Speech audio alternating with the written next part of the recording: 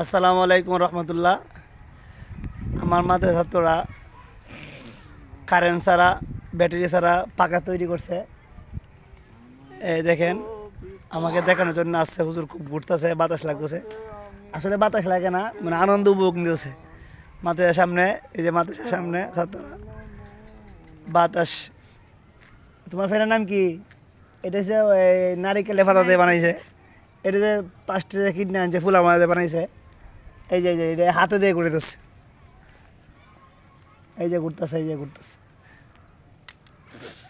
এরকম ফ্যান আপনি শিশুকালে কে কে বানাইছেন? এরকম খেলা কে কে খেলছেন?